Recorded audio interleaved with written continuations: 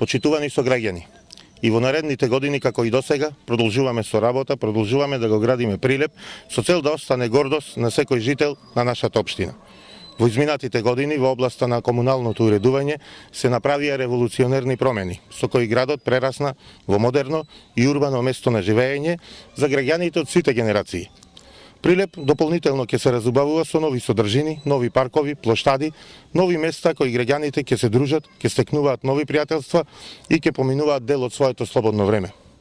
Новиот урбан лик на населбата Точила ќе биде заокружен со доизградба на плоштадот пред ново изградената црква Света Петка и паркот во делот на Точила 3. Со тоа оваа населба во која живее речиси 1/3 од населението во градот целосно ќе се доуреди. Нови плоштади со зелени површини и хортикултурно уредување со модерна урбана опрема ќе никнат и кај црквата Свето Благовештение, како и на просторот кај участакот во центарот на градот. Прилеп ќе добие и нови паркови, и тоа парк на просторот помеѓу зградите во населбата Бончејца, парк кај касарната Мирче Ацев, како и нов парк во населбата Вишне во близина на градинката Аличаир. Во програмата од новата ера за Прилеп предвидено е и уредување на просторот помеѓу зградите на улица Петта Прилепска бригада и нов модерен парк во дворот на основното училиште Гоце Делчев. Ќе продолжиме дополнително да го уредуваме и паркот на Револуцијата, каде ќе се направи парк за миленици, ќе се изгради град на дрва и мини голф игралиште. Нема да ги заборавиме ниту населените места и во наредните 4 години. Ќе продолжиме како и досега со градење на нови зелени површини и детски паркови во сите населени места во општината Прилеп. Ќе продолжиме со изградбата на потпорни ѕидови со цел зголемување на безбедноста на граѓаните и сообраќајот.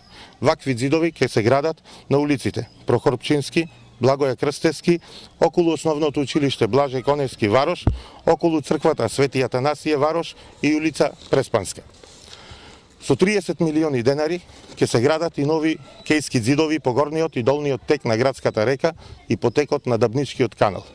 Предвидуваме и продолжување на проектот за енергетска ефикасност преку вградување на енергетски ефикасни светилки од поновите генерации.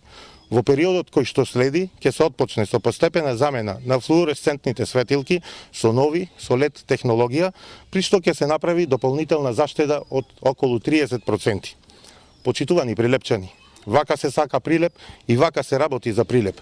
Граѓаните тоа го знаат и ќе го докажат во недела кога ќе го заокружат бројот 13 и својот глас ќе го дадат за Маријан Ристевски и советничката листа на ВМРО-ДПМН и Коалицијата за подобра Македонија. Затоа што Прилеп го заслужува најдоброто. Секогаш работа, секогаш Македонија, секогаш за Прилеп.